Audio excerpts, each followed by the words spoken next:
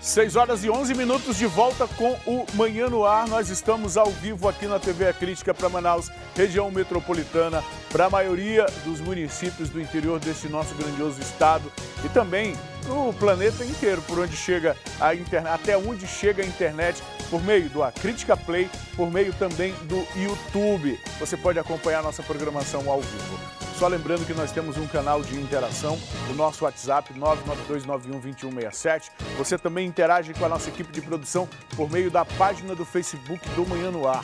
A página do Facebook do Manhã no Ar, você também pode interagir conosco e trazer o teu comentário sobre os assuntos que a gente divulga aqui. Hoje a gente está trazendo aí oportunidades, informações sobre oportunidades para você que é eletricista, está desempregado. Por exemplo, temos 100 vagas hoje nos Cines para quem tem esta profissão e de repente quer ter uma oportunidade. Mais uma vez, né? Nesse ano nós vimos aí muitas vagas para essa área profissional e agora mais 100 oportunidades estão sendo ofertadas. O teu comentário é importante para a gente também em relação ao que ocorre na nossa Assembleia Legislativa, na ALEAN. Ontem os deputados fizeram uma hora extra para aprovar o orçamento do governo de 2020 e, ao mesmo tempo, antecipar o recesso, que começaria na próxima semana. Portanto, agora está todo mundo livre, está todo mundo de recesso de fim de ano, vai curtir as festas de Natal. É justo, né? Todo mundo tem que curtir. Mas aí, olha só, hoje ainda é 19, né? 19, eles já estão de recesso, só vão voltar a trabalhar no ano que vem. Que maravilha, né? A gente vê também como votaram os parlamentares amazonenses lá no Congresso Nacional, como eles votaram em relação ao fundo partidário. Os deputados, o Congresso aprovou então aí o novo valor estipulado, o governo não aceitou aquela primeira proposta que chegava a quase 4 bilhões, né? Ficou algo em torno de 2 bilhões e a gente vai saber como é que votaram os nossos parlamentares. Traremos hoje também uma reportagem sobre uma mãe e o filhinho de 3 anos que foram atingidos por um disparo em uma clínica odontológica durante uma ocorrência de assalto. Durante um assalto, nós temos um inocente, 2 inocentes na verdade, mas um fato gravíssimo, uma criança atingida do rosto nesta ocorrência. É possível que tenha ocorrido uma reação a este assalto e nós vamos trazer as informações sobre este caso ainda nesta edição do Manhã no Ar, viu? Lembrando que você também acompanha a nossa programação na rádio, a primeira hora do Manhã no Ar também é veiculada na FM O Dia, na 93.1, até às 7 da manhã. Eu sigo com informações nesta quinta-feira aqui sobre uma adolescente de 13 anos que alega ter sido estuprada pelo próprio ex-cunhado. O crime teria acontecido em setembro deste ano, após o suspeito pedir a permissão da mãe da vítima para levá-la à praia da Ponta Negra. Em depoimento à polícia, a menina disse que desde os 5 anos era aliciada por esse ex-cunhado. Muitas das vezes o inimigo está infiltrado no seio familiar. Foi isso que aconteceu com uma família no bairro da Compensa, zona oeste da capital, onde uma menina de apenas 13 anos de idade foi estuprada por um homem de 65. Toda essa história começou quando esse suspeito casou com a irmã da vítima, que hoje tem 27 anos. Eles conviveram por 12 anos. Depois disso, se separaram. Mesmo assim, esse homem nunca deixou de visitar os familiares. Ia sempre à residência da vítima, que era ex-cunhada, e também da ex-sogra. Lá ele pedia da mãe da menina para que ele pudesse passear com os filhos dessa mulher. A menina de 13 e um outro menino que tem necessidades especiais. A mãe, sem desconfiar de nada, e ex-sogra do suspeito, sempre deixava a filha passear com esse homem, porque acreditava que ele queria o melhor para a menina. Só que em uma dessas saídas, ele acabou cometendo os abusos. Para mim foi um choque, né? Que eu não cheguei nem a acreditar que tinha sido ele. Porque como ele já tinha era casado com a minha filha, né? Com a outra minha filha, Eu nunca desconfiei dele, né? Eu tinha muita confiança nele, né? A gente era muito unido, eu e ele. Ele mostrava ser uma pessoa boa, né? Tratava meus filhos bem, ela na minha frente, ele sempre teve respeito, né, com ela na minha frente. Então, chegou um certo tempo que ela não queria mais andar com ele. Chegou um dia que ela chegou e falou assim pra mim: não, eu não vou com ele mais.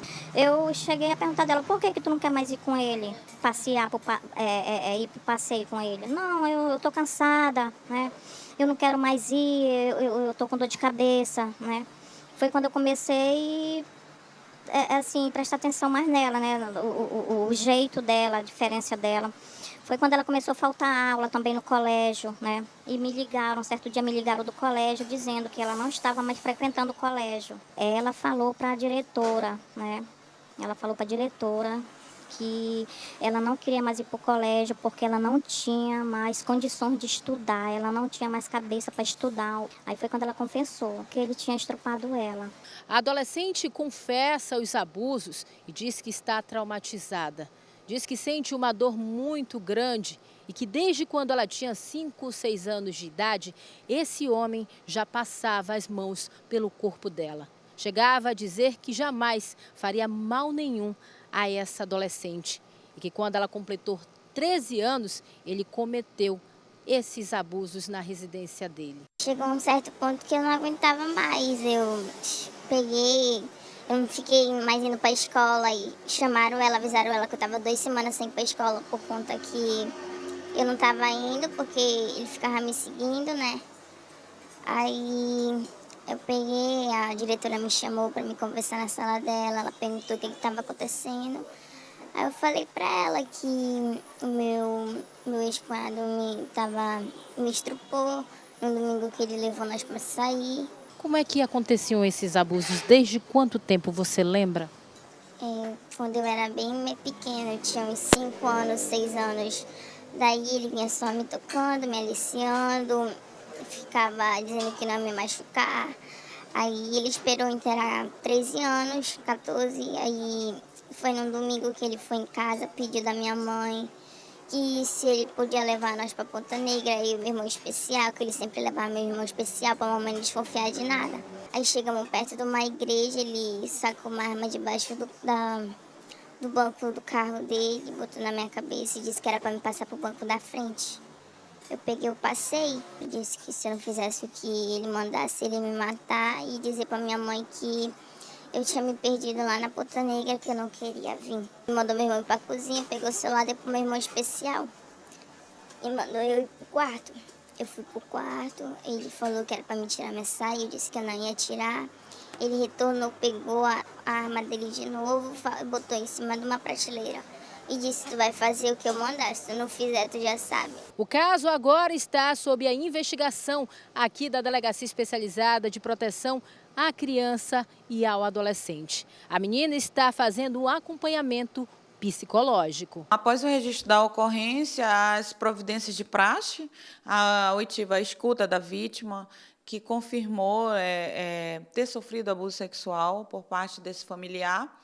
E, no entanto, houveram várias situações depois em que essa vítima acabou retornando para cá e dizendo que queria se desdizer do que já tinha afirmado. Então, o que vale é que depois essa vítima foi marcada uma segunda oitiva para ela, e aí, então ela compareceu com os familiares já dizendo que não ia mais desmentir a situação, porque acabou afirmando, relatando que vinha sofrendo constantes ameaças por parte de familiares, ofertas de presentes, de dinheiro, para que ficassem caladas. Então, após esse relato, a gente acabou optando por entrar com algumas medidas cautelares para assegurar que a gente finalizasse esse procedimento com tranquilidade. No mesmo período, houve houve um habeas corpus, né, garantindo que ele não fosse preso no período de inquérito policial. No entanto, nós pedimos, além do mandado de prisão, a gente pediu uma busca e apreensão, e nessa busca que a gente cumpriu, acabamos apreendendo o celular dele e um pendrive. Essa menina, ela passou por todos os exames que comprovaram os abusos? Ela está tendo algum acompanhamento psicossocial? Sim, na realidade, ela teve o primeiro atendimento, foi encaminhada, além do trauma que ela relata estar vivendo, ainda tem essa situação posterior, né, ou concomitante de ameaças em que ela vem relatando.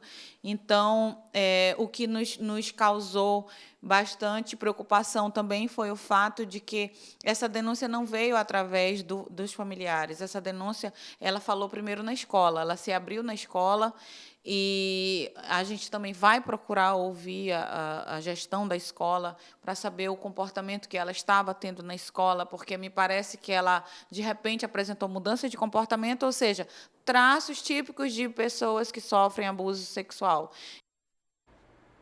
A preocupação que a delegada fala, de que o relato do crime vem de um outro local que não do seio da família, é justamente no sentido de também investigar, de também verificar se a família estava atenta ao que acontecia com esta adolescente, com esta jovem. É um trauma para o resto da vida. O que é pior é que muitas vezes nesses casos, a menina ou as meninas ainda enfrentam suspeição da própria família, ou suspeição de familiares. Ela se oferecia.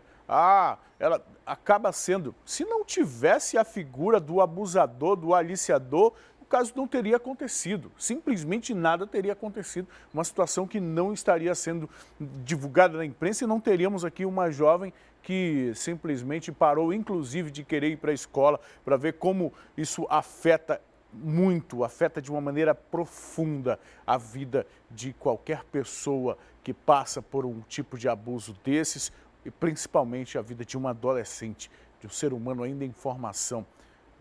Enfim, a polícia já está investigando e certamente dará uma resposta a esse caso, a gravidade que este caso merece, viu?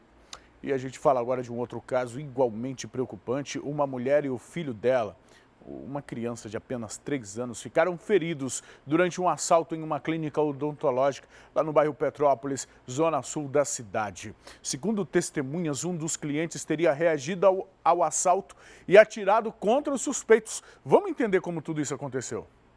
A tentativa de assalto ocorreu por volta das 10h30 da manhã, segundo informações repassadas por policiais militares da 3ª Companhia Interativa Comunitária, que foram os primeiros a chegar aqui no local da ocorrência. Um casal, um homem e uma mulher, desceram de um carro preto e entraram nesta clínica odontológica que fica aqui na rua Danilo Correia, no bairro Petrópolis, zona sul de Manaus. Assim que o casal entrou no local, logo anunciou o assalto. Dentro da clínica estavam várias pessoas, clientes, pacientes, na verdade, que estavam aguardando o atendimento odontológico, além, é claro, da dentista e uma secretária que atende todas as pessoas que entram aqui nesta clínica. Depois do anúncio do assalto, um homem que estava aguardando o atendimento odontológico do filho dele acabou reagindo. Segundo informações de moradores da área e também de policiais militares, ele pode ou não ser um policial que estava à paisana.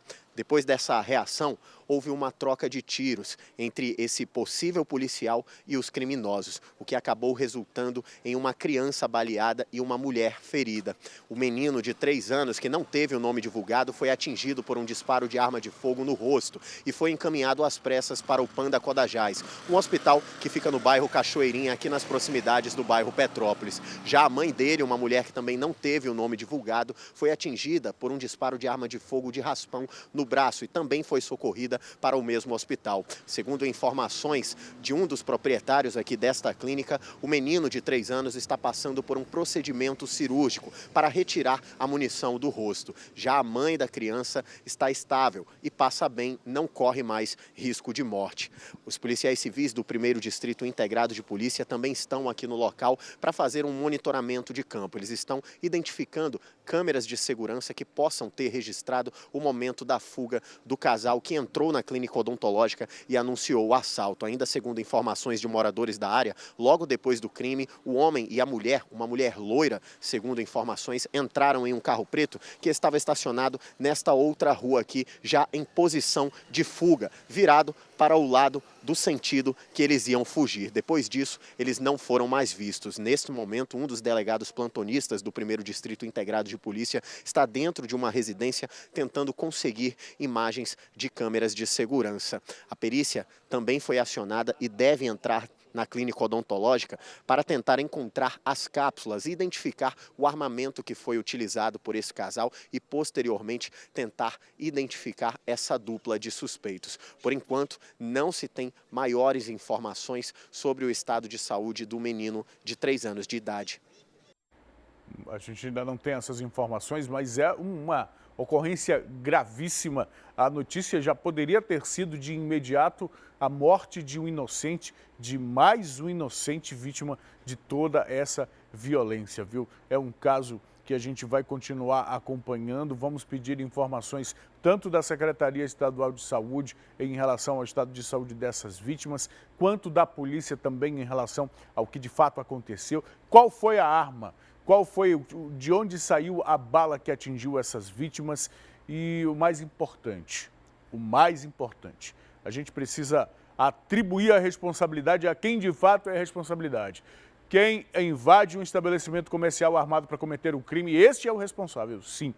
E a nossa lei deveria ser abrangente, né? Qualquer outra ação decorrente dessa atitude criminosa deveria sim ser da responsabilidade desse casal aí que precisa ser identificado e preso, viu?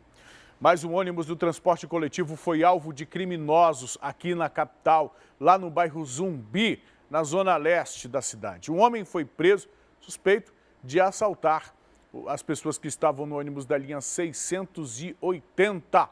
Vamos falar com a May Chapiama. May Chapiama, muito bom dia. Tá escuro o clima lá fora, né? Tá o quê? O tempo tá chuvoso, né, May Chapiama? Explica pra gente, May, este homem chegou a ser agredido? Passa as informações de mais um assalto a ônibus, dessa vez na Zona Leste. Isso mesmo, Emanuel, ele foi agredido sim. Esse homem identificado como Tiago Fonseca Vinhote, de 30 anos de idade, foi preso depois de tentar assaltar o coletivo da linha 680, no bairro Zumbi dos Palmares, na zona leste da capital. Segundo informações da cobradora, que não quis gravar em entrevista, ela informou que o Tiago entrou no coletivo, anunciou o assalto e passou a aterrorizar todos os passageiros, ameaçar essas vítimas. Pegou vários pertences desses passageiros, a renda também da cobradora, e no momento em que ele iria fugir, um dos passageiros que estava no coletivo percebeu que a arma que ele estava usando era falsa. Foi quando esse passageiro ficou de olho ali no Tiago e em um determinado momento ele viu que realmente essa arma era de plástico. Foi quando ele decidiu reagir a esse assalto, passou a agredir o Tiago. Foi quando os outros passageiros saíram ali dos seus lugares e também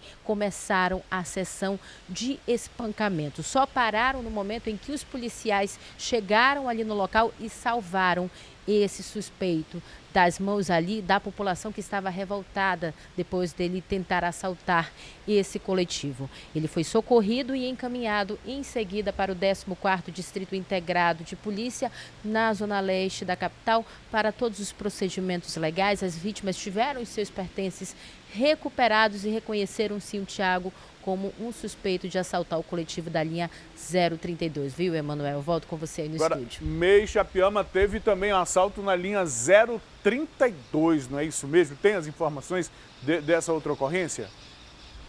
Sim, sim, Emanuel. Esse assalto aconteceu também na noite desta quarta-feira, dessa vez a linha 032, ali no bairro da Cidade Nova, na zona norte da capital. Segundo informações da cobradora, também que não quis se identificar por medo de represália, ela informou que 2 dos criminosos embarcaram primeiro no coletivo, se passaram como passageiros e logo em seguida, algumas paradas depois, o terceiro suspeito embarcou ali na linha 032. Foi quando ela desconfiou da ação desse terceiro suspeito, porque ele entrou ali no coletivo, estava bastante nervoso. No momento que ele passou ali na catraca, ele ele não quis aceitar o troco de volta, estava ali muito suspeito, foi quando ela desconfiou da ação. Minutos depois, esse trio anunciou o assalto, ameaçou todos os passageiros que estavam ali, pediram todos os pertences, como bolsas, carteiras, inclusive vários celulares. Pegaram toda a renda ali da cobradora e em seguida eles fugiram em uma área de mata ali da zona norte da capital e não foram identificados. Esse caso foi encaminhado, Emanuel, para o 6º Distrito Integrado de Polícia, na Cidade Nova também, na zona norte. Para todos os procedimentos, os policiais chegaram a fazer buscas ali por esse trio, pegaram algumas identificações ali com os passageiros, mas nenhum deles foi localizado. Mas aí um assalto a coletivo registrado aqui na nossa cidade, viu, Emanuel? É lamentável isso, eu volto com você. É lamentável mesmo, Ixapema, lamentável porque 700 mil pessoas quase todos os dias utilizam esse transporte, esse sistema. Esse período nem tanto, porque já estamos em férias, as atividades nas escolas já reduziram, tem muita gente de férias aí, mas é algo que afeta muito a nossa população. Ixapema, obrigado pelas informações, daqui a pouco a gente volta a conversar. Deixa eu falar com você aqui agora sobre um homem de 34 anos que foi preso por policiais lá da especializada em roubos e furtos de veículos. Este homem é suspeito de falsificação de documentos. Agora, para você entender, os materiais eram roubados por grupos criminosos, por quadrilhas, e essas quadrilhas entregavam para essa pessoa aí. Esse homem tem antecedentes também, viu? De acordo com a polícia, em 2014, ele já havia sido preso por matar o próprio vizinho a pauladas. Nós temos uma reportagem sobre esse caso. Peter Calil Andrade Costa, de 34 anos, foi preso depois de 3 semanas de investigações. Na casa dele, no bairro Jorge Teixeira, foram apreendidos computadores, impressoras, documentos falsos e cartões de crédito. Segundo o delegado titular da Delegacia Especializada em Roubos e Furtos de Veículos, o suspeito recebia de outros criminosos vários documentos roubados, entre registros gerais, carteiras de habilitação e certificados de registro e licenciamento de veículos. Depois, usando produtos químicos, ele apagava os dados dos documentos. Aí entrava a segunda parte do crime. Por meio desses computadores, Peter acessava dados de órgãos públicos, estaduais e federais e preenchia os documentos vazios com dados de outras pessoas. A partir daí, com isso, ele conseguia solicitar cartões de crédito e repassar a documentação falsa de veículos para organizações criminosas. Nos foi confidenciado pelo próprio autor que ele inicialmente recebia as documentações que eram subtraídas no curso de outras ações criminosas por parte de outras facções criminosas, né? Pessoas vinculadas ao tráfico de drogas, pessoas vinculadas a assaltos a residências e roubos de veículos. Essas pessoas levavam essa documentação que eram inicialmente subtraídas durante essas ações criminosas, passavam para eles e após ele estar em posse da plataforma original sem os dados originais, ele montava, ou seja, imprimia novos dados falsos naquela documentação que era verdadeira e utilizava essa documentação para retirada de cartões de créditos, com linhas de créditos e também repassava parte dessa documentação falsificada para outras pessoas vinculadas a outros crimes. O receptador e falsificador de documentos já tinha sido preso. Em 2014, ele foi acusado de matar o próprio vizinho a pauladas depois de uma discussão por causa de um cachorro. Crime bárbaro, no qual ele assassinou o seu vizinho por conta de uma confusão em face do seu animal de estimação. Ele matou o seu vizinho lá a pauladas.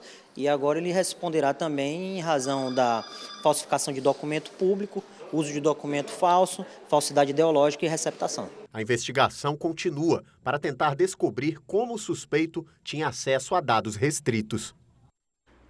A orientação das autoridades é muito clara. Se você teve o documento perdido, se você perdeu ou foi roubado ou furtado, imediatamente procure as autoridades, registre um boletim de ocorrência, porque os seus dados nas mãos de criminosos podem ser utilizados para toda a ordem de crime, para operações financeiras, fraudulentas, para qualquer outro tipo de situação, porque, afinal de contas, estão lá os seus dados todos nos documentos. Portanto, sempre que ocorrer qualquer contratempo, ou de perda, ou de roubo, ou de furto, é importante que o cidadão faça o registro para se respaldar e, de repente, não ser responsabilizado ou pela prática de crimes ou por dívidas que não fez. Enfim, essa é a orientação das autoridades.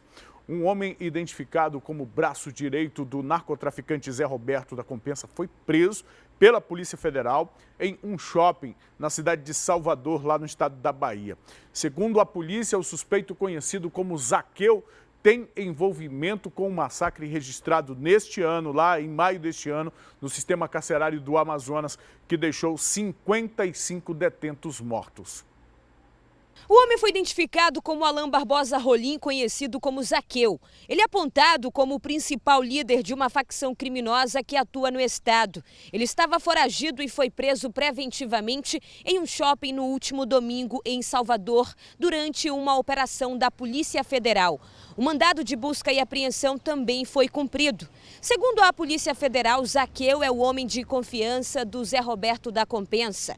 Ele teria ligação com os massacres ocorridos em presídios de Manaus em maio deste ano, que resultou na morte de 55 detentos. Essa carnificina, de acordo com a PF, foi executada em decorrência de disputas entre Zé Roberto e João Branco pelo controle de uma facção que comanda a venda de entorpecentes no estado. Durante as investigações foram presos mulheres e homens que atuavam fora do sistema prisional e que tinham ligações com as duas lideranças. A segunda fase da Operação Sétimo Círculo tem como finalidade desarticular organizações criminosas e reprimir ações voltadas à associação para o tráfico internacional de drogas e lavagem de dinheiro. O inquérito policial foi instaurado pela PF do Amazonas, atendendo à requisição do Ministério da Justiça e Segurança Pública. A gente vê a diferença aí de uma investigação realizada no âmbito federal pela Polícia Federal em relação, neste caso, a investigação sobre o massacre, o último ocorrido aqui no nosso sistema prisional. Na verdade, os assassinatos, a maior parte deles, que ocorreram dentro de celas onde os próprios companheiros de celas sufocaram, mataram por sufocamento, por asfixia, os companheiros que eram antes da mesma quadrilha, do mesmo grupo de bandidos, e agora, de repente, diante de uma disputa entre a liderança, eles se mataram dentro do nosso sistema prisional. E onde estão ou onde estavam as lideranças que estavam brigando naquela época entre si? Em presídios federais. E aí chega a importância do alcance da Polícia Federal, que nessa operação apresenta homens como este, preso inclusive em um outro estado, o que por si já atrapalha um pouco a atuação da Polícia Estadual. Senhoras e senhores, é por isso que eu particularmente tenho expectativas neste centro de inteligência inaugurado aqui em Manaus pelo senhor ministro da Segurança Pública, Sérgio Moro. Este centro de inteligência, de fato, precisa integrar a atuação de todos os entes do sistema de segurança pública, de todas as instituições, de todas as polícias no âmbito estadual e federal no combate contra o crime. O que se está esperando e querendo é que todos os órgãos do sistema de segurança pública estejam trabalhando pela mesma finalidade, Porque senão a gente vai continuar acompanhando, senão daqui a pouco nós teremos um outro massacre dentro do sistema prisional, porque não funciona. O sistema não funciona. O cara é preso, narcotraficante, com atuação internacional. Para ser narcotraficante precisa justamente ser isso, articular o tráfico de drogas em nível internacional, é colocado num presídio federal e lá de dentro continua mandando em disputas, lá de dentro continua mandando realizarem assassinatos, continua brigando pelo controle de quadrilha. Isso não pode acontecer. Então que esse centro de inteligência traga esse tipo de resultado, até para a gente parar de trazer notícias como essa que a gente vai trazer aqui. Olha, a polícia apreendeu no centro de triagem dos Correios, exatamente, nos Correios de Novo, aqui da capital, várias porções de drogas escondidas em encomendas. O curioso é que até panetone era usado para armazenar esse material ilícito. Para saber mais sobre esse assunto, eu volto a conversar com a May Chapiama. May Chapiama, encomenda do Papai Noel, encomenda de panetone pelos Correios, só que o recheio dele não era exatamente um chocolate ou aquelas frutas cristalizadas não, né, May Chapiama? Para onde esse material ia ser encaminhado?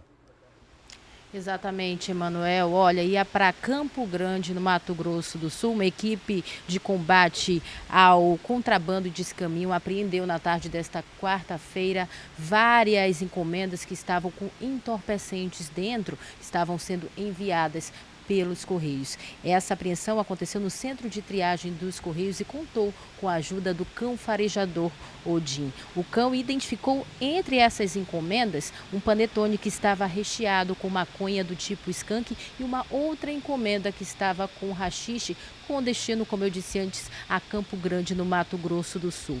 O delegado da alfândega, José Alves Dias, disse que essa apreensão é comum ali, esse tráfico conhecido como formiguinha, e que a apreensão foi pequena, não chegou a meio quilo de entorpecentes, mas a operação deve continuar justamente para coibir esse tipo de tráfico formiguinha aqui na cidade, viu, Emanuel? Eu volto com você.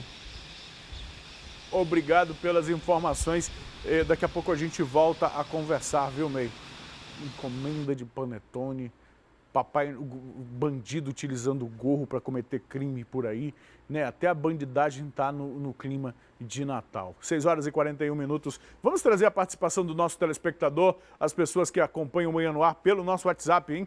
Participação pelo 9291-2167. Bom dia, Manuel. Moro na Cidade Nova, estou vendo esse caso de abuso. O pedófilo, ele usa desses modos, trata bem a família para poder ter a confiança da família. Tem a família que não tem a perspicácia para perceber todo o abusador que age assim. Infelizmente, tem várias crianças, uma hora dessa, vivendo desse mesmo jeito. Geralmente eles agem em família pobre, oferecendo vantagens. Pior que é isso mesmo, né? Conquista os adultos para abusar das crianças. E aí quando a criança vai falar alguma coisa para os adultos, não, mas o fulano é muito bonzinho. Não, mas o fulano não faria um negócio dele. Tu tem certeza, menina, do que tu está dizendo? Tem certeza, menino? Então, é basicamente isso aqui, né? Se aproveita da situação. Bom dia, Manuel. Não quero me enfeitiçar, mas esses canalhas têm que ir para a cadeia. Mesmo assim, a cadeia é pouco para esse monstro. Aí passei por isso com minha filha. Até hoje não fizeram nada. Só quem passa por uma situação dessa em família sabe exatamente a dor, o sofrimento, a revolta, a angústia que é passar por uma situação dessas, viu? Bom dia, galã de Parintins. Me chamo Denise Ferreira. Sobre o assunto da merenda no Terminal 1, a minha filha, quando comia, ela passava mal e provocava e dava dor no estômago. E eu uma vez comi, não era nem no mesmo dia e ainda tinha cheiro de barata. A vigilância deve ser vigilância, tem que verificar porque lá não é higienizado e mosca passa por ali, por cima das coisas, eu já não como mais. Esse comentário aqui é sobre uma reportagem que trouxemos ontem em relação a coliformes encontrados em comidas vendidas na rua. E o alerta que trouxemos foi justamente para que as pessoas tenham cuidado, para verificar como esse material é feito. A reportagem que trouxemos ontem foi de uma verificação que identificou isso especificamente no Terminal 5.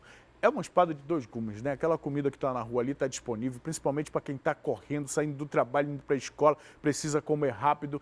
Tem também essas pessoas que são ambulantes. Eu já vendi churrasco nas ruas, então as pessoas estão sobrevivendo, estão trabalhando, estão fazendo isso. Mas, pessoal, saúde. Viu? Saúde em primeiro lugar. Saúde do ponto de vista do consumidor, saúde também para aquele que oferece o serviço, que oferece o produto. Você tem responsabilidade para com a saúde das pessoas, por isso esse alimento precisa ser preparado com as melhores condições de higiene possível. Olha, tem aqui, bom dia, galã de Parintins, já estamos por aqui ligadinhos do Manhã no Ar como todos os dias. Hoje meu galã de Manaus está fazendo 3 meses. Manda um beijo pra gente, a Rafaela e o Cauã Vitor. O Cauã Vitor é que deve estar fazendo os 3 meses. Olha aí, meu Deus, que lindo. E aqui os dois. Bom dia, estamos sempre de olho no Manhã no Ar, no município de Fonte Boa. Me chamo Manassé e o Matheus. Manassé e o Matheus lá em Fonte Boa. Um abraço para vocês. Tem mais interação? minha diretora. Olha, daqui a pouco a gente traz mais interação. A gente sabe que está caindo uma chuva forte em Manaus, em algumas áreas da cidade. Você pode mostrar para a gente, interagir com a gente, mostrar como é que está essa cidade, como é que está essa chuva aí na sua área. A gente tem informação de um acidente lá na Torquato Tapajós, também envolvendo um micro-ônibus e um outro veículo. O micro-ônibus seria, inclusive, subido ao canteiro central. Então, momento de chuva na cidade, é hora do motorista reduzir um pouco a velocidade, ligar os faróis, redobrar a atenção, dirigir por si, dirigir pelos outros também, o que significa antecipar. É por isso que quando a gente está fazendo o curso de direção, se fala muito em direção defensiva. É justamente isso, o motorista que anda com atenção ao que ele está fazendo e atenção também aos outros motoristas. Se você for fazer um cruzamento, não deixe as rodas, o volante já girado, deixe em frente, se outro carro bater, você não atravessa a contramão. É importante manter uma velocidade que evite qualquer tipo de aquaplanagem. Enfim, atento. Lembra lá de quando estudou, de quando fez a autoescola, quando está chovendo é hora de colocar em prática qualquer conhecimento em busca da segurança. Portanto, a gente tem a informação de um acidente e você pode mostrar para a gente também por meio da interação. Como está chuvoso, a gente não tem como voar, o drone não tem como subir, mas a gente conta com a sua participação também aqui no nosso programa. 6h46. Um jovem de 21 anos foi executado com vários tiros na noite dessa quarta-feira em um beco lá no bairro Educandos.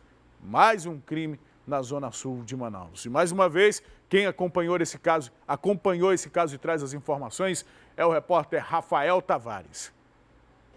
Um homem identificado como Ari Moraes Gomes, de 21 anos, foi morto na noite desta quarta-feira no Beco São Francisco, no Educandos, na zona sul de Manaus. De acordo com os relatos aqui de testemunhas de pessoas que estavam aqui no SPA da Zona Sul quando ele foi trazido por familiares, ele chegou aqui já sem vida na unidade hospitalar. Conforme os enfermeiros da unidade hospitalar do SPA da Zona Sul, um pacote de maconha estaria no bolso da vítima.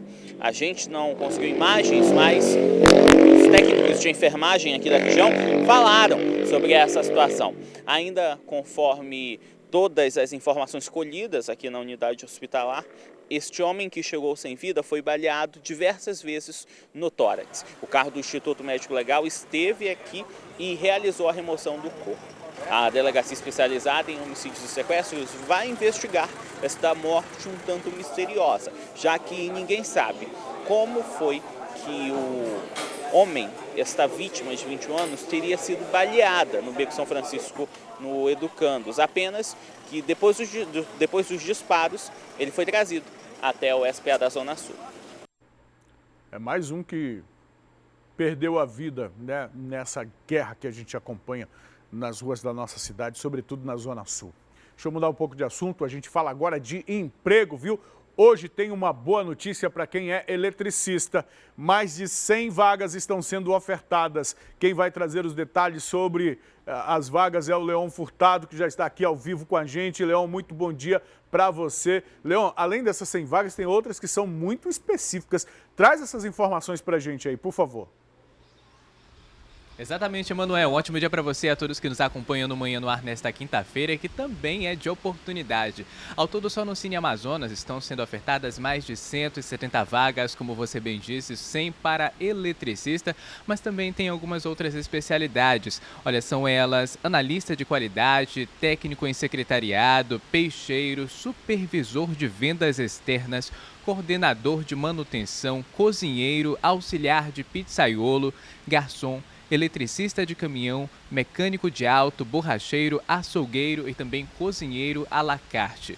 Emanuel, também tem algumas vagas para pessoas com deficiência. Olha, são elas: operador de vendas e serviços, auxiliar de serviços gerais, empacotador, estoquista, vendedor, operador de caixa, tem 20 vagas para gari também, eletricista auxiliar e 10 vagas para ajudante de carga e descarga. Então, se você que está nos assistindo tem interesse em concorrer a alguma dessas vagas, basta você se dirigir à sede do Cine Amazonas, localizado ali na Avenida Djalma Batista, na Galeria Mais, entre o Manaus Plaza Shopping e também o Amazonas Shopping. Você deve apresentar lá, além do seu currículo atualizado e também os comprovantes de que você tem habilidades aí específicas, se você tiver inclusive os documentos que comprovam que você tem a experiência, é interessante você apresentar tudo isso, certificados e muito mais. Mas é claro que tem aqueles documentos básicos que você precisa levar, como os documentos de identificação, a identidade, CPF, comprovante de residência, escolaridade. Leve também aí o seu histórico escolar e também você deve apresentar, é claro, a sua carteira de trabalho, bem como o número do PIS. O atendimento, Emanuel, começa a partir das 8 horas lá no Cine Amazonas e segue até às 3 da tarde. Mas a distribuição das senhas é daqui a pouquinho, às 7 horas da manhã. Emanuel, de volta aí com você no estúdio. Obrigado, Leão, pelas informações que você traz pra gente. Daqui a pouco eu volto a conversar contigo. Para você aí de casa que está buscando oportunidade, olha, todo mundo hoje tem uma conta no Facebook ou no Twitter ou mesmo no Instagram. É importante você colocar também, seguir o Cine, estar antenado nessas oportunidades, justamente para quando surgir uma vaga, você estar preparado com a documentação, com o currículo atualizado, com os cursos, com tudo. Quem está em busca de oportunidade precisa se preparar. Não adianta ficar sentado, parado, reclamando da vida não, meu irmão. Tem que arregaçar as mangas e ir atrás mesmo, viu? 6 horas e 51 minutos. A gente volta agora a falar sobre o caso da vendedora de churrasco que foi encontrada enterrada no próprio quintal da casa dela, lá no Monte das Oliveiras, na Zona Norte. Nós, inclusive, mostramos aqui esse caso aqui no programa Manhã no Ar ontem, viu? A nossa equipe conversou com os familiares desta mulher e a gente acompanha agora a entrevista. Na tarde da última terça-feira, o corpo de Maria Yolanda Avelino de Souza, de 43 anos, foi encontrado. Após ser morta, a mulher foi enterrada no quintal da própria casa, localizada na Rua Iarapé, no bairro Monte das Oliveiras, na zona norte de Manaus. A TV A Crítica acompanhou esse caso desde o momento em que o desaparecimento da vítima foi denunciado por parte de uma vizinha e também por parte do companheiro da vítima. Um homem identificado como Anderson Guimarães de Souza, de 33 anos.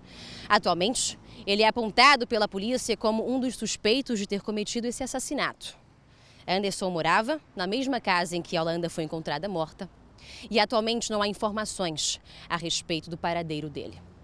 Para ligar os pontos dessa história, a produção da TV A Crítica conseguiu com exclusividade uma entrevista com um dos filhos de Yolanda que ela teve com outro parceiro. Os relatos do menor são chocantes. Nesse tempo que a sua mãe se relacionou com esse homem, o que você observou do relacionamento deles?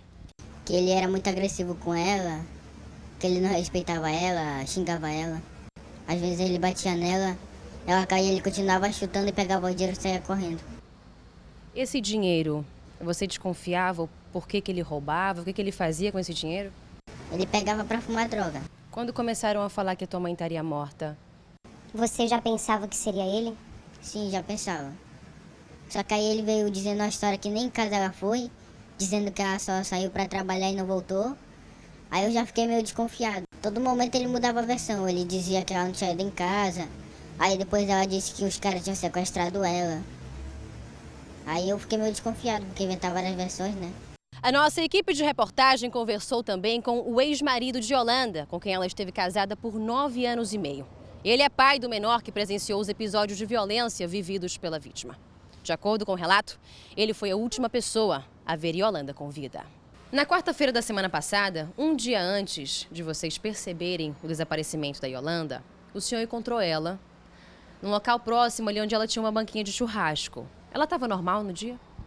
Ela estava normal, conversou comigo, né? A roupa que ela parou lá comigo para conversar no dia que ela foi embora para casa, que desapareceu. Na quarta-feira, no caso. Foi a roupa que eu estava olhando lá, a remoção do corpo dela. Era a mesma roupa. Desde que encontraram o corpo, a polícia tem suspeitado do último companheiro da Yolanda, o Anderson. O que o senhor pensa a respeito disso? Nesse meio tempo, vocês tiveram alguma informação a respeito dele? É que a mãe dele ligou, né, pro celular do meu filho, ligou. A mãe do Anderson entrou em contato com vocês? Ligou, falou que ele tinha deixado as filhas lá e tinha dito para ela que ia se entregar para a polícia, que ele tinha feito uma besteira. As equipes da Polícia Civil, da Delegacia Especializada em Homicídio e Sequestro, já deram sequência às investigações e a família pede justiça. Enquanto isso, o menor vive com trauma de ter perdido a mãe. Eu ainda não tô acreditando que ela tá morta. Ainda não tô aceitando isso, tá difícil de engolir. E em relação ao teu padrasto, qual é o sentimento hoje que você tem por ele? Vingança, né? Que ele seja preso e que a justiça seja feita. Que a justiça seja feita, é o que diz o filho desta senhora encontrada morta, enterrada no próprio terreno de casa, essas imagens que você está vendo.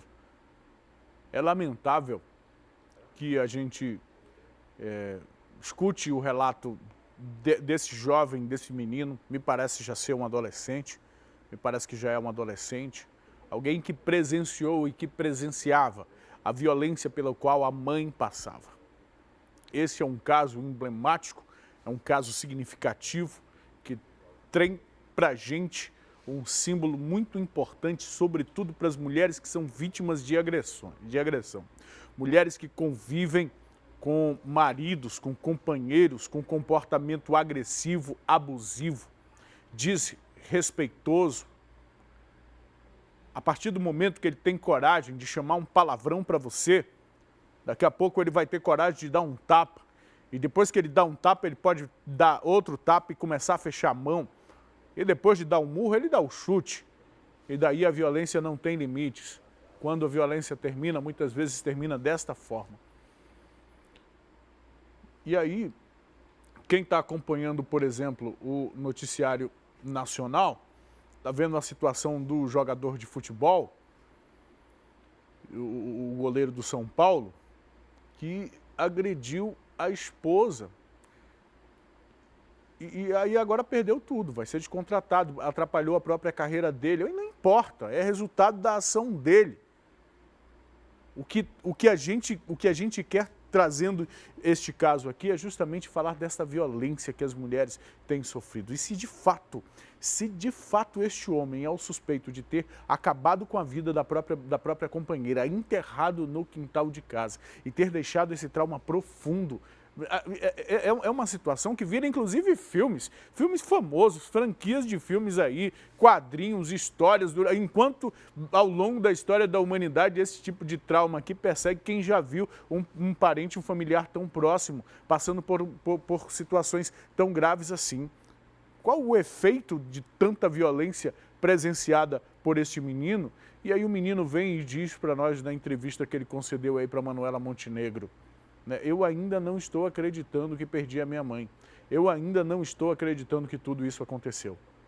Se você que está assistindo a nossa programação, que é morador da zona norte da cidade, aí do Monte das Oliveiras ou de qualquer outra área, que conhece cidadão, não sei se dá para chamar de cidadão, né? Ele não perdeu o estado de cidadão, porque ele ainda tem direitos ainda e deveres que o assistem. Se você sabe onde ele está, os números para denunciar estão aí na sua tela, 181 e 190. Repito, eu vou falar isso sempre. A gente precisa denunciar porque é dessa forma que nós, cidadãos, que não temos, que não somos parte de nenhuma corporação policial, é desta maneira que nós também participamos da segurança pública, denunciando. É responsabilidade nossa, é dever do Estado, mas é responsabilidade de todos nós. Este homem está sendo procurado, ele é um foragido, ele precisa ser encontrado e ele terá a oportunidade, sim, de ampla defesa, mas precisa ser responsabilizado se de fato foi ele que matou e enterrou esta mulher. São 6 horas e 59 minutos. Eu pedi ainda há pouco a participação do nosso telespectador falando sobre a chuva e a gente recebe esta imagem aqui. Isso aqui é lá do Vale do Sinai, ali perto do Manoa, na zona norte, Cidade Nova. Rua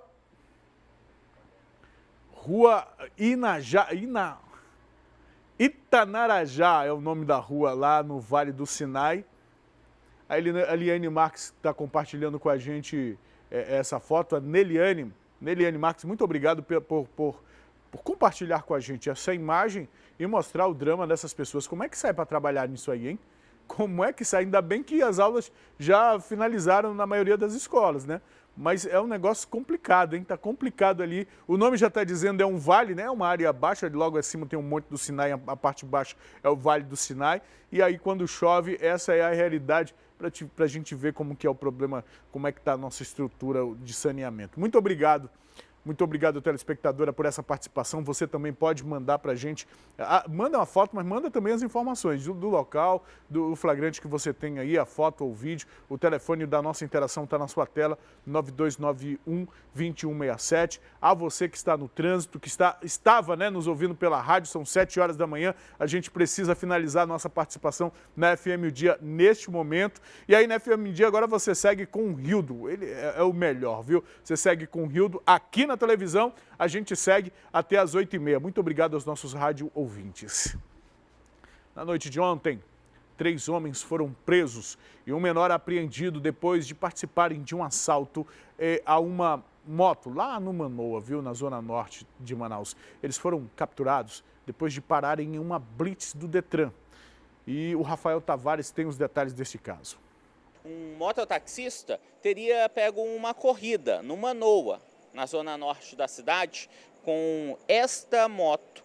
Um dos envolvidos nessa situação teria dito, olha, me leva ali no campo do Manoa, preciso de uma corrida. Ele foi até o local e quando chegou em determinado ponto... Foi o pequenininho, ele pediu a corrida, chegou lá, uma casa bonitona, ele apresentou, aqui ele falou. Quando ele falou aqui, um vagabundo surge de outra casa, atravessou de outra casa já com uma arma caseira e já colocou na minha cabeça. Perdeu, ele falou, perdeu, desce da moto. Aí eu desci, quando eu desço da moto, celular e carteira. E aí, depois de entregar, os suspeitos fugiram. O trabalhador viu uma blitz do Detran se montando e chegou lá com os agentes e disse, olha, a minha moto foi roubada.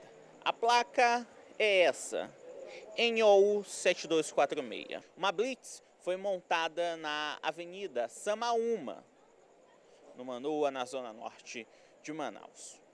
Depois dessa situação, foram fazendo fiscalizações e adivinha. 3 elementos, 2 homens e uma mulher, conduzindo na motocicleta sem capacete. Ao consultar a placa, identificamos que ela era roubada. Fomos checar com a placa que o cidadão tinha nos passado, coincidia, e logo em seguida um dos cidadãos falou que teria mais 2 pessoas que teriam participado do roubo e que tinham uma arma na casa de um deles. Foi quando os policiais militares que estavam acompanhando a operação foram na casa e encontraram o menor que já assumiu também a participação no roubo, junto com as 2 armas caseiras. Depois de toda essa situação, o caso foi trazido aqui para o 6º Distrito Integrado de Polícia, onde está sendo apresentado. De acordo com os envolvidos, a moto agora está recuperada e deve ser entregada para o seu verdadeiro dono. A mulher envolvida nessa situação, que estava na moto no momento da abordagem, segundo a polícia, deve ser liberada. O adolescente deve ser encaminhado para a delegacia especializada em apuração de atos infracionais. E os outros 3 maiores de idade devem ser levados para a cela da delegacia, para trás das grades, e devem aguardar a audiência de custódia na manhã de quinta-feira, que vai definir se eles respondem a este crime em liberdade ou se vão para algum presídio da capital. A gente fica vendo essas imagens desses meninos presos aí, fica se perguntando o que tem na cabeça desses jovens, né? O que uma criatura dessa tem na cabeça, né? E nessa idade, tá roubando moto, assaltando pessoas na rua, utilizando essas armas aí, já faz isso há quanto tempo? Parece ser uma cultura do crime implantada, uma cultura do crime instalada. E da outra ponta está o cidadão que não tem como se defender desse negócio. Chega 2 caras como esse, chega, sei lá, até mesmo um adolescente apontando um negócio desse aí para o lado do cidadão. O cidadão vai fazer o quê? Vai entregar a moto, vai entregar o celular, tem mesmo que fazer isso, tem que recorrer às autoridades. Eles foram apreendidos aí nessa atuação do Detran, Mas por sorte, na maior parte das vezes, o que acontece é o contrário. A vítima não tem o bem recuperado ou os caras não são presos, não são apreendidos, ninguém é apreendido. O que essa molecada tem na cabeça? Estão botando do quê? De onde é que estão tirando as ideias que colocam? Só pode ser mesmo da utilização de maconha, de droga, de qualquer outra coisa. Não dá para a gente pensar, ter uma outra ideia. Não dá. Sinceramente, não dá para entender. Para quem trabalhou a vida inteira e continua trabalhando, eu estou falando por mim, pelos meus parceiros de trabalho, pelas pessoas com quem eu convivo e convivi, a gente que luta, que ganha e tenta ganhar a vida trabalhando por meio do estudo, sem ter privilégio, sem ter ninguém por trás, como todo mundo, porque tá aí, meu irmão, o sol e a chuva, o sol nasce e a chuva cai para cima de todo mundo, não tem diferença não, todo mundo enfrenta dificuldade. Agora, o cidadão de bem não tá aí na rua cometendo crime não, virando bandido de forma nenhuma. E esse cara quer dinheiro para quê? Quer dinheiro para ter uma moto? Quer dinheiro para tirar onda por aí? Quer fazer o quê? Vai fazer o quê com essa moto roubada? Vai trabalhar, vai criar vergonha na cara. É um absurdo, né? É um absurdo. Enfim, alguém tem que fazer alguma coisa. O resultado desse tipo de atuação criminosa é esse aqui, um dos resultados. Um homem foi morto a tiros dentro de uma escola abandonada no bairro Coroado 3, ali na zona leste da cidade. Segundo testemunhas, os autores dos disparos usavam tornozeleiras eletrônicas. Era o adereço deles, viu? E fugiram após cometer o crime. A suspeita de que o homicídio esteja relacionado a quê? Eu não preciso nem terminar a frase. Todo mundo já sabe a resposta dessa relação. Relação de homicídios, relação de homens com tornozeleiras atirando, matando pessoas por aí. Vamos acompanhar na reportagem. Os moradores da Rua Vista Alegre, por volta de 1h da tarde, ouviram vários disparos de arma de fogo, pelo menos 5 tiros. E aí saíram das residências para saber o que estava acontecendo. E presenciaram 2 homens com tornozeleiras eletrônicas pulando este muro aqui, fugindo da cena do crime. Eles fizeram exatamente esse trajeto, foram em direção à outra via, subiram em uma motocicleta e foram embora. Minutos depois, testemunhas presenciaram o corpo de uma vítima estirado aqui dentro da escola. Essa vítima foi identificada apenas como Paulinho, mototaxista. Era assim que esse jovem era conhecido pelos moradores aqui do bairro Coroado 3. A gente chegou a presenciar a esposa da vítima chegando ao local para fazer o reconhecimento desse corpo. Segundo as pessoas que moram aqui nesta área da cidade, esta escola está abandonada há aproximadamente 5 anos. E os usuários de drogas entram aqui com frequência para fazer o uso de entorpecentes. Inclusive, as pessoas que têm acesso ao local fazem parte de uma facção criminosa. Esse é o ponto de partida para iniciar a investigação policial. Segundo as pessoas que conheciam aí o Paulinho, mototaxista, ele tinha envolvimento com o tráfico de drogas, o que teria motivado esse crime. Esse é mais um caso para a Polícia Civil investigar. Em nota, a SEDUC informou que a Escola Estadual Maria Arminda Guimarães de Andrade, localizada no bairro Coroado, na zona leste da capital, está incluída no planejamento do órgão para receber ações do governo, mas atualmente está desativada. A Secretaria ressalta que tão logo essa etapa seja concluída, tornará público à comunidade o investimento e o planejamento do trabalho. Em relação ao rapaz morto por esses suspeitos que utilizam aí a tornozeleira eletrônica, o sistema eletrônico de monitoramento deles, é mais uma vítima do estilo de vida que escolheu para si, infelizmente. A gente fala agora sobre as ocorrências policiais registradas no interior do Amazonas, viu? Lá no município de Canutama, detentos planejavam fugir da delegacia da cidade. Vamos conversar com a Meixa Piama sobre esse assunto? Traz a Meixa Piama aqui. O esquema deles foi descoberto antes que eles conseguissem fugir, não é isso? Isso mesmo, Emanuel, foi descoberto, foi durante uma revista nas celas do 62º Distrito Integrado de Polícia do município de Canutama, que fica a 619 quilômetros distante aqui da capital, que os policiais encontraram celular, drogas e também vários bilhetes e cartas com instruções sobre essa fuga. Dentre esses materiais apreendidos, foram apreendidos um carregador, um celular, 8 gramas de cocaína, 5 de maconha do tipo skunk e várias cartas e bilhetes contendo todas essas instruções. Todo esse material foi apreendido e encaminhado para a polícia. Essa operação contou com o apoio de policiais militares e também civis do município de Humaitá, viu, Emanuel? Eu volto com você aí no estúdio. Meio, enquanto você está falando, Meio, a gente está vendo imagens aqui, fotografias do interior, desse ambiente aí da delegacia. Vamos deixar claro, é uma delegacia, tá? Não é um presídio. É o que ocorre na maioria dos municípios do nosso interior. Agora, Meio, esse não foi o único caso de ocorrência no interior do estado, né, Meixapiama? Lá em Tefé teve uma grande apreensão de drogas. Você tem informações sobre isso? Sim, Emanuel, foi ali no Rio Solimões, ali bem próximo ao município de Tefé, que fica a 519 quilômetros distante aqui da capital, onde 3 homens foram presos em flagrante pelo crime de tráfico de drogas em uma embarcação que continha 138 quilos de maconha do tipo skunk. Foi através de uma denúncia anônima que os policiais civis do município de Tefé, em uma ação conjunta com o DENARC, conseguiram apreender esse trio que estava nessa embarcação. Eles foram identificados como André dos Santos Cavalcante, de 27 anos, José Dionis Martins de Almeida, de 35 e Pablo Lopes Pinto, de 32 anos. Depois dessa apreensão, esses 3 homens foram encaminhados para a delegacia do município de Tefé e de lá eles vão permanecer à disposição da justiça. Esse material apreendido, todos esses quilos de maconha do tipo skunk foram encaminhados também para a delegacia do município, para todos os procedimentos legais. Emanuel, eu volto com você. Ok, Meixapiama, obrigado pelas informações. Daqui a pouco conversamos novamente. Aqui no estúdio eu continuo falando sobre as ocorrências no interior, porque policiais do município de Maués prenderam o José Sanderli de Assis Bastos, de 35 anos. Você vai lembrar dele.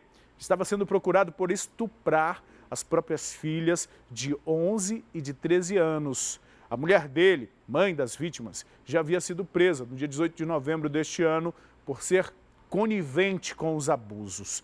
A acusada de permitir os estupros das vulneráveis e José havia fugido para escapar da prisão naquele dia. O José foi reconhecido e agredido pela população ontem, por volta das 9 da noite. Ele foi encaminhado para a delegacia do município, onde deve ficar à disposição da justiça, já que possuía um mandado de prisão em aberto. É isso mesmo, ele abusava das filhas, de 11 e de 13 anos. E o José está aí. Põe na tela cheia novamente, Caio, por favor. Por que a gente borra a imagem do rosto do José? Eu não quero fazer a condenação antecipada do José, não se trata disso. Mas os indícios da participação dele neste abuso são inequívocos, confirmados inclusive pela própria companheira, conivente, que o acobertou inclusive, mas a gente não pode identificar o José em respeito às filhas dele, filhas que ele sequer considera, o que ele jamais a tratou como filha, porque pai que é pai não faz o que ele fez. Não faz o que ele fez. Então, por isso que a gente borra o rosto do José, por isso que a gente não o identifica em respeito a essas vítimas que já foram desrespeitadas demais e já vão carregar as marcas desta violência para o resto da vida. E a gente espera que o José, de fato, seja responsabilizado. Agora, de Maués para Tefé, a gente tem lá em Tefé também o pai que estuprou a filha. Aquela menina de 13 anos que morreu ao dar à luz, a gente trouxe a informação aqui. Põe na tela cheia aí. Esse homem aqui ainda está sendo procurado. E por que a gente está falando nele? Porque a gente trouxe o caso de Maués aí, que o cara foi preso. Esse aqui ainda precisa ser preso. E para você lembrar dessa história, ele estuprou a filha dele, andava com ela para cima e para baixo, na comunidade do interior lá, Nossa Senhora de Fátima, se eu não me engano, do Barro Alto. Exatamente, esse é o nome da comunidade. Ele andava com ela para cima e para baixo, ia caçar, ia pescar. E as pessoas começaram a desconfiar, menos a mãe da menina, que não acreditava. E quando ficou flagrante que ela tinha sido abusada por conta da gravidez, a mãe ainda disse não é culpa dela. Essa menina foi enviada para o hospital, na sede do município, recebeu atendimento médico, passou mal no sábado. Em um sábado, precisou passar por um procedimento para o parto em si, mas na quarta-feira faleceu em decorrência do parto, em decorrência de uma anemia profunda, em decorrência de cirrose, em decorrência de água no pulmão, em decorrência de tanta violência que sofreu e não resistiu. A criança estava na incubadora até outro dia. 5 meses o menino nasceu, ainda sobreviveu, e esse homem está precisando ser, esse homem aí tem que ser identificado e preso. Denuncie, se você sabe onde ele está. 181 ou 190 é o número da denúncia. Lá na zona leste de Manaus, um caso de violência doméstica acabou mal para um foragido da justiça após a vítima procurar a delegacia, viu? Segundo a polícia, o jovem de 19 anos respondia em liberdade por tráfico de drogas, mas deixou de cumprir procedimentos obrigatórios e era procurado. Um homem de 19 anos, identificado como Matheus Souza Carneiro, foi preso após um cumprimento de mandado de prisão preventiva. O rapaz que está aparecendo na imagem, na madrugada de domingo, agrediu a ex-companheira. Ele não aceitava o fim do relacionamento. A mulher, que não teve o nome revelado, justamente para preservar a sua identidade, estava saindo de uma casa noturna quando o Matheus abordou e, em seguida, atingiu a vítima com várias tapas e socos na região do rosto. Não satisfeito, o Matheus ainda pegou a cabeça da vítima e bateu na sarjeta. Essa mulher decidiu recorrer para a Polícia Civil, registrou um boletim de ocorrência. E aqui no 4º Distrito Integrado de Polícia foi checado que ele tinha um mandado de prisão em aberto. Além de agressor, o Matheus também era traficante. Exatamente. Nós tivemos também acesso a um material, a uns prints de Facebook, onde o Matheus ameaçava de maneira dura contra ela, queria matar ela, que ela escapou, mas na próxima ela morreria. E aí, vendo a seriedade do caso, a gente pesquisou o nome dele no nosso sistema e percebemos que havia um mandado de prisão por tráfico, que foi um crime que ele praticou no ano passado, na Feira da Manaus Moderna, e na ocasião ele estava com as 200 trouxinhas de entorpecente, balança, dinheiro, e não cumpriu aos atos processuais de comparecimento à justiça. Foi por isso que o juiz decretou a prisão preventiva. Imediatamente, de posse desse mandado, nós fomos até a sua residência com a equipe do 4º DIP, efetuamos a sua prisão. Interessante esclarecer que no momento da abordagem eu mesmo interroguei ele, perguntei qual o nome dele, ele disse que se chamava Mike, e eu já sabia que ele tinha um irmão chamado Juliano. Eu perguntei, Mike, qual o nome do seu irmão? Juliano. E vocês têm mais irmãos? Ele falou, não, só nós dois. Eu falei, então você está mentindo. Seu nome é Matheus, cadê sua identidade? Você está preso e tal. E aí foi a hora que ele falou a verdade. De fato, o nome dele era Matheus, assumindo toda a situação. E aqui na delegacia de polícia, além da questão do cumprimento do mandado de prisão preventiva, nós fizemos a oitiva dele para requerer a medida protetiva em relação à ex-mulher, né? Porque caso ele venha a sair no futuro da penitenciária, essa mulher tem que estar protegida. Doutor, a gente sabe que ele agrediu a ex-companheira, ela ficou bastante machucada e que bom que ela recorreu para a polícia e denunciou. Mas se porventura isso não acontecesse, uma tragédia poderia ocorrer. Exatamente. Aqui na delegacia ele fica mansinho, cabeça baixa, todo quietinho, nem parece que é aquele homem violento que agiu na rua. Mas o que nós incentivamos, nós policiais, é que as mulheres realmente façam as denúncias caso haja alguma agressão. A gente não tem o poder de decidir pela mulher. Ela é livre no seu convencimento de dar seguimento ou não. Mas caso haja agressão, dê seguimento, porque muito possivelmente o agressor ele só tem a potencializar e nunca recuar. Quais são os procedimentos a partir de agora? Ele responde pela agressão e também tem a questão do tráfico. Exatamente, nós vamos encaminhá-lo para a audiência de custódia e ele já foi ouvido no inquérito policial relacionado à violência doméstica. Afinal, ele ameaçou, as provas estão aí com os prints, e a lesionou, né? Isso aí vai ser constatado com o exame de corpo de delito, a qual inclusive ela já foi encaminhada para fazer todas as análises médicas. E olha, tem uma coisa que me chama a atenção nesse caso, que é o seguinte: o cara já estava sendo procurado. O cara já era um fugitivo. Já tinha deixado de comparecer, já tinha deixado de ir lá assinar o negócio. Só foi preso, sabe por quê? Porque foi denunciado pela mulher. Porque agrediu a mulher e por isso foi preso. Se tivesse sido preso antes, talvez não tivesse chegado nessa agressão toda. Agora, como a gente está falando de agressão à mulher, vamos trazer... A gente tem uma informação sobre o goleiro, exatamente, o goleiro que agrediu a mulher, o goleiro do São Paulo. Isso está na pauta nacional, E olha aqui o que diz essa chamada aqui, olha: suas filhas vão passar fome, declara goleiro do São Paulo, que teve contrato rescindido após agredir a esposa. Acabou com a carreira, manchou a carreira. Felizmente nesta área, a pessoa consegue, os contratantes conseguem punir maus profissionais desse jeito. Porque tem alguns lugares, em algumas empresas, em alguns segmentos da nossa sociedade, em que é feito vista grossa. Mas nesse caso aqui, foram 8 socos na mulher dele. 8 socos. E aí a frase é como se a culpa fosse, inclusive, da agredida, da mulher. Ah, eu perdi o meu emprego, as crianças vão passar fome pelo que você fez, pela denúncia. Não é uma coisa de tentar inverter o jogo, é como se fosse natural. O homem bate na mulher, a mulher tem que ouvir calada, tem que apanhar calada. De forma nenhuma. E hoje, a Justiça dos Estados Unidos vai decidir se ele vai ou não pagar fiança para ser liberado.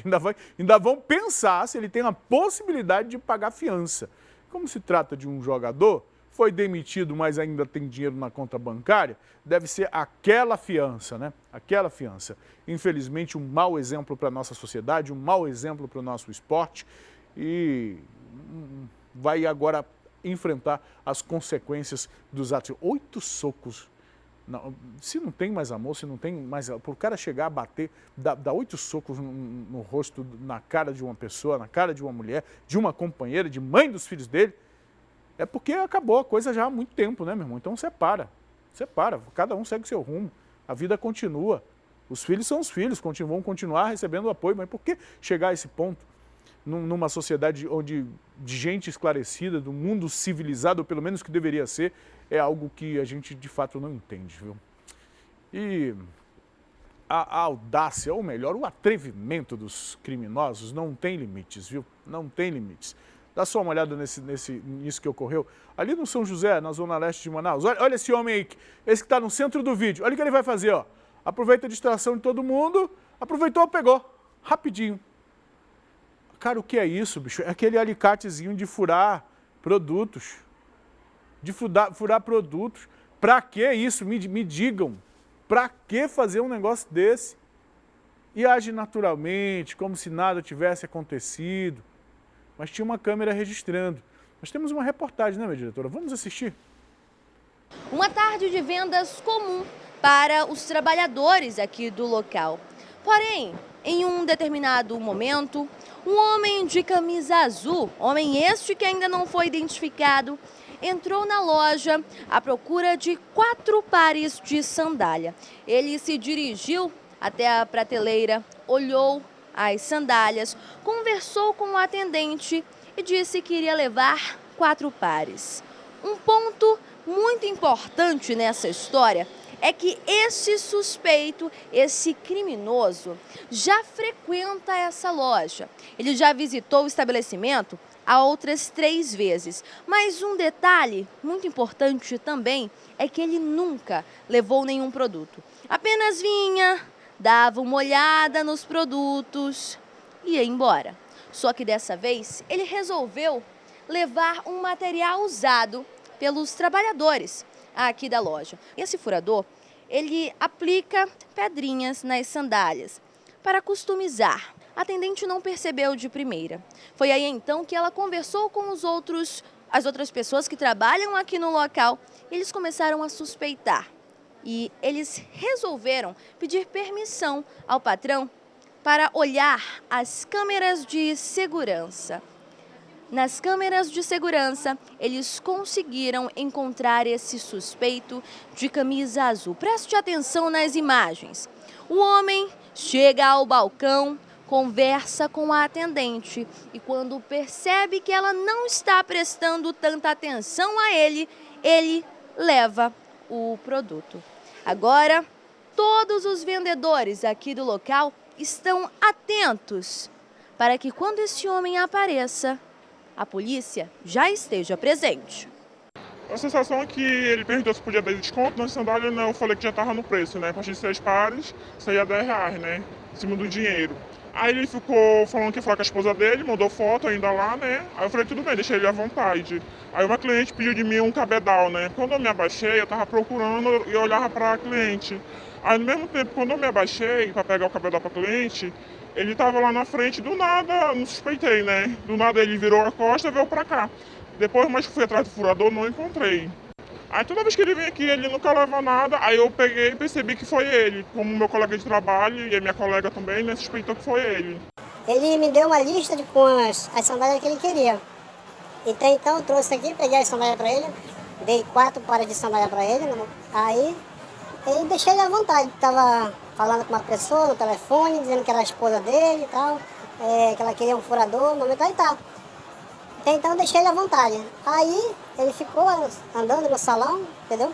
Aí depois ele se dirigiu ao caixa lá com a minha amiga lá, que eu já vi, fui ver na imagem que ele estava lá, entendeu? Ele esperou o momento dela baixar para pegar a ferramenta. Aí você pode dizer, mas é só um alicatezinho, valia uma reportagem assim? Vale. Porque o cara que tem coragem de fazer isso, olha, um alicatezinho, também tem dinheiro, coragem de meter o dinheiro lá na caixa registradora ou pegar um celular por sobre a mesa, sabe lá fazer o que mais. Que vergonha, hein, meu amigo? Que vergonha, amigo não. Uma mulher teve o carro roubado por um quarteto de criminosos no bairro Novo Aleixo, isso é Zona Norte. Essa mulher pede ajuda da população para recuperar o veículo. Essa vítima saía de casa quando foi abordada com uma arma na cabeça e obrigada a entregar o veículo, além de joias e dinheiro também. Uma via tranquila, poucos carros na rua e quase nenhuma pessoa caminhando por aqui. Esse é o cenário da Rua Agave, que fica no Parque das Garças, bairro Novo Aleixo, aqui na zona leste de Manaus. Esse foi o palco de mais um crime, um assalto que acabou deixando uma mulher sem o seu carro. Era por volta das 6 horas da manhã. O veículo estava estacionado exatamente neste ponto aqui, que fica bem próximo à casa dela. Ela saiu de casa para mais um dia de trabalho normal. Não desconfiou de nada. Quando estava se preparando para entrar no veículo, ela percebeu que um carro subiu esta outra rua paralela à Rua Agave, mas não desconfiou de nada. Achava que era apenas um veículo passando por aqui. Ela então entrou no seu carro, deu a volta e se preparou para dobrar esta outra via aqui. Foi nesse momento que o carro que tinha passado segundos antes entrou em ação. Ele fechou o veículo da vítima. De dentro dele desceram 4 suspeitos que anunciaram o assalto com muita violência. Além do veículo, eles queriam também os pertences da vítima. Entraram no carro e um apontou a arma e colocou na minha cabeça. E os outros 2 meliantes, um numa mão e outro na outra, puxando as joias, e o outro já sentando no banco do motorista para levar o carro. A gente percebe que essa rua aqui ela tem uma movimentação bem tranquila. Pessoas quase não passam, carros também poucos. Isso também colaborou para que esse crime acontecesse. Sim, aqui é um pouco deserto, quase não tem policiamento, a gente não vê polícia passando por aqui. As pessoas passam com muito medo, as câmeras que a gente estava até conseguiu as imagens do carro, do momento que eles levaram, a gente via como as pessoas passavam correndo com medo de alguma coisa acontecer com elas, né? Então isso é bastante preocupante aqui nesse bairro. Gostaria que a senhora falasse para mim o modelo do seu carro, a placa, a cor, todas as informações. O carro que eles levaram era um Onix vermelho, da placa OAD 4844, ele é do ano de 2013. Ele tem uns arranhadinhos próximos aos pneus, que é característico dele. Qual que é o telefone de contato para que de repente alguém veja esse veículo circulando pelas ruas da capital possa entrar em contato? Vocês podem entrar em contato com o Edinaldo, né, no número 991768084 e também no número 991444825. Por meio de nota, os policiais militares da 27ª Companhia Interativa Comunitária, que é a SICOM da área, informaram que vão intensificar os patrulhamentos aqui nessa área do Parque das Garças, que fica no bairro Novo Aleixo, na zona leste de Manaus. Eles informaram também que é necessário, sempre nesses casos, a população fazer o boletim de ocorrência para que eles tenham dados estatísticos de onde acontecem os maiores índices de crimes de roubos de veículos, seja qual tipo de crime for, para que de fato a Polícia Civil consiga investigar e identificar esses criminosos. Por enquanto, a vítima vai ficar aguardando uma resposta da população e também da polícia sobre o seu veículo e, quem sabe, recuperá-lo. Isso, coloca por favor os números de telefones para contato para qualquer informação. O ideal mesmo é você ligar para a polícia, denunciar para a polícia. Então, se você vira esse veículo, está aí o número da placa do veículo, OAD 4844, os números de telefone desta família, o 181 ou 190 é o número da polícia. Por favor, vamos denunciar, vamos ajudar essa vítima. 308 professores aprovados em cadastro de reserva no concurso público da Secretaria Municipal de Educação de Manaus estão sendo convocados pelo órgão para atuar em diversas zonas da cidade. Para falar mais sobre esse assunto, eu converso agora com o Leon Furtado. Traz o Leon aqui para mim. Mais uma vez, Leon, bom dia para você. O que os concursados aí devem fazer para assegurar essas vagas, Leon? Pois é, Manuel, eles têm até o dia 16 de janeiro para comparecerem à sala 113 da Comissão de Investidura da CEMED, apresentando os seguintes documentos.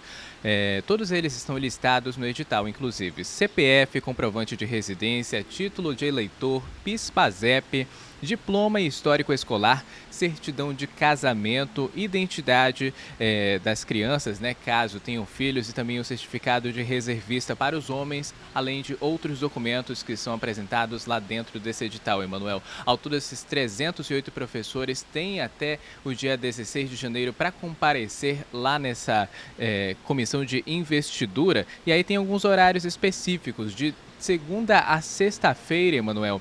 Eles devem comparecer das 8 até o meio-dia para apresentar esses documentos. Esses professores devem atuar nas escolas de mais de 4 zonas daqui da capital amazonense, além das zonas rurais e também ribeirinhas. Eles vão atuar em disciplinas como educação infantil, educação física, artes, história, entre outras disciplinas. Emanuel, de volta aí com você no estúdio. Ok, Leon, muito obrigado pelas informações. Fica aí, portanto, dado o recado a esses concursados do cadastro de reserva. Oportunidade, já fez o concurso, ficou ali na reserva, então não pode perder essa oportunidade. Valeu, Leon. Olha, falando em concurso público, o Tribunal de Contas do Amazonas suspendeu de forma cautelar o concurso público da Prefeitura do município de Ipixuna. A decisão foi publicada no Diário Oficial Eletrônico do TCE na última terça-feira. A medida, segundo o órgão, foi motivada por uma denúncia que apontou irregularidades no certame. Entre as possíveis inconformidades estão o registro de candidatos que teriam realizado provas para diferentes cargos no mesmo horário e a existência de nomes na lista de aprovados que não constavam na relação de inscritos. A prefeitura daquela cidade tem 15 dias para apresentar justificativas à Corte de Contas. O concurso possuía 160 vagas para as secretarias de administração e educação do município. Os salários variam de R$ 1.000 a R$ 10.000. Agora, olha só essa novidade, viu? Novidade interessante aqui. A Rede TV fechou parceria com a TV A Crítica. E o Alerta Amazonas será transmitido para todo o Brasil a partir do próximo mês. O anúncio foi feito na noite dessa quarta-feira ao vivo, no jornal Rede TV News. O programa, comandado por Siqueira Júnior, líder de audiência aqui em Manaus, vai ter 1h30 de veiculação nacional a partir do dia 28 de janeiro. Repórteres dos principais centros urbanos do país vão transmitir notícias e informações para o Alerta Amazonas O alerta que tem desbancado a audiência de novelas e telejornalismo em horário nobre, né? E telejornais desse horário nobre.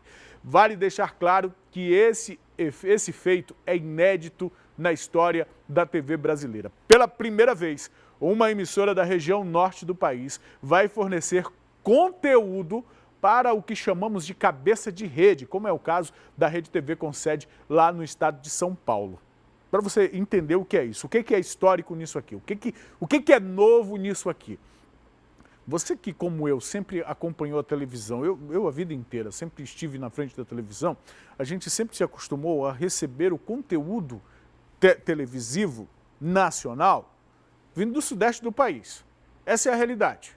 Globo, SBT, Record, a própria Rede TV, as outras TVs que foram extintas e as principais televisões deste país estão no sudeste do Brasil. E de lá para o resto do país. De lá para o resto do país. Sempre foi assim a programação nacional. O que a TV A Crítica faz é ter um programa local, um programa exibido para o povo amazonense e, obviamente, pelas redes sociais também, pela internet, por meio da Crítica Play, por meio do YouTube, mas daqui, é nosso. E a TV A Crítica faz o quê? Fecha essa parceria com a Rede TV e inaugura um movimento diferente. Um programa da região que vai agora ser exibido nacionalmente. O Siqueira Júnior tem isso na trajetória dele, é um jornalista, é um comunicador. Na verdade, ele se caracteriza muito mais pela capacidade de comunicação, então ele é um comunicador que ganhou destaque nacional justamente pela maneira de fazer a comunicação dele. E aí a partir desta postura do Siqueira, dessa abrangência dele, vem essa parceria com a TV A Crítica e agora com a Rede TV. É mais uma notícia boa, é mais um motivo de orgulho para quem acompanha, para os amazonenses que acompanham os desdobramentos aqui da comunicação no nosso estado. A senhora ia acrescentar alguma coisa, minha diretora? Minha diretora, a senhora falou algo ainda há pouco aqui para mim, a senhora poderia repetir, por favor? Portanto, essa é a nossa novidade. No sábado, eu conversei ontem, a gente fez a gravação ontem do Café no Ar, foi uma gravação muito divertida com o elenco do Siqueira Júnior. Estava lá Tammy Gretchen, o jumento órfão, o jumento órfão, só de lembrar, eu já acho que dá. Estava também Michelle Obama, Toalha Podre, Samurai, o Zé Ressaca, tudo a ver o Zé Ressaca, só faltou o Brunoso e também o Rafael, né, que eventualmente faz parte lá do evento, só faltou o Brunoso. Então, foi uma conversa muito, muito legal, muito descontraída com todo o elenco do Siqueira, que você vai acompanhar no próximo sábado, viu, no Café no Ar, no nosso quadro, na nossa entrevista de sábado, tá imperdível, viu? 7 horas e 37 minutos, vamos fazer um intervalo, tomar uma aguazinha, tomar um café. E o café hoje tá bom, não foi o Rogério que fez, viu? Sem ofensa, viu, Rogério? Muito obrigado pelo café que você faz aqui, viu? Mas esse café de hoje tá bom, viu? Daqui a pouco a gente fala de um princípio de incêndio que fez os bombeiros evacuarem um prédio no centro de Manaus. Apesar do susto, ninguém ficou ferido, graças a Deus, né? Você vai ver ainda pressa para sair de férias. Deputados amazonenses fizeram hora extra ontem à noite para zerar a pauta do Legislativo. Assim, eles antecipam um recesso que estava previsto para começar só na semana que vem. E um dos assuntos que foi votado, nada mais, nada menos do que o orçamento de 2020. Votado na hora extra, hein? O projeto do Executivo prevê um orçamento para o ano que vem de mais de 18 bilhões de